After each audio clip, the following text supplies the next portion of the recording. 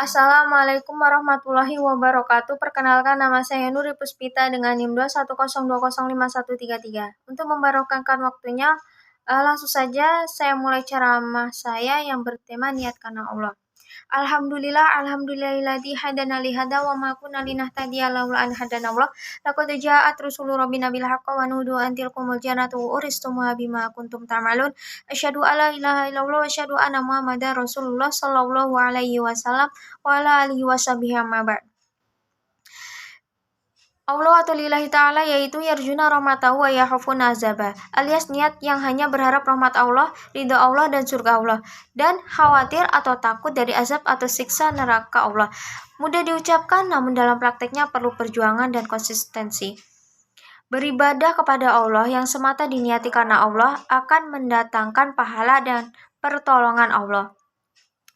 Sebaliknya, bila beribadah yang tidak dilandasi karena Allah, bukan hanya tidak mendatangkan pahala, namun lebih dari itu malah merugikan diri kita sendiri. Seperti surat Al-Lail nomor surat 92 ayat 19-21, yang bunyinya, wa ma li ahadin indahu min ni'matin tujzah illa batiga wajhi rabbil a'la wala saufa yarda. Dan tidaklah bagi seseorang di sisi Allah kenikmatan, maksudnya amalan yang dibalas, kecuali karena berharap wajah Allah yang maha luhur dan akan senang dia ahad. Jadi, hanya amalan yang karena Allah saja yang akan dibalas pahala oleh Allah. Masih ingat kan dalam hadis diceritakan ada orang yang ahli membaca Quran, ahli perang hingga ia mati dalam peperangan tersebut, dan ahli sedekah. Saat didatangkan di hadapan Allah dan diperlihatkan pahalanya atau ganjaran pengamalan mereka, Allah bertanya kepada mereka, beramal apakah hingga pahalanya sedemikian besar? Mereka menjawab, kami beramal karenamu ya Allah. Allah pun menjawab, kadzabta, alias bohong kamu. Kamu ahli membaca Quran karena ingin disebut ahli membaca Quran. Kamu sedekah karena kamu ingin disebut dermawan. Kamu berperang karena kamu ingin disebut pemberani. Waduh, ketahuan deh. Ternyata amalan besarnya tidak dilandasi karena Allah. Akhirnya ketiga orang tersebut diseret malaikat atas perintah Allah untuk dimasukkan neraka. Masya Allah. Tanya kenapa? Karena ibadahnya riya, anas, pamer kepada manusia. Sum'ah, ingin didengar. Banyak pekerjaan ibadah yang rentan perubahan niat ini. Niat bisa terdeviasi dan terdeformasi. Niat karena Allah dan tidak, perbedaannya tipis.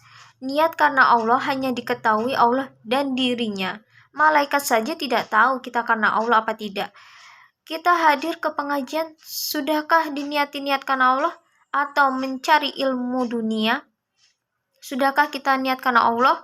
Kalau kita belum niat karena Allah, maka apa yang kita cari selama ini di dunia atau di akhirat itu bakal sia-sia untuk diri kita sendiri. Bukan karena faktor kebiasaan, misal hari Senin dan Rabu biasanya ada pengajian tanpa dipasang niat karena Allahnya. Apakah kita datang ke pengajian karena seseorang, misal karena ada kecengan?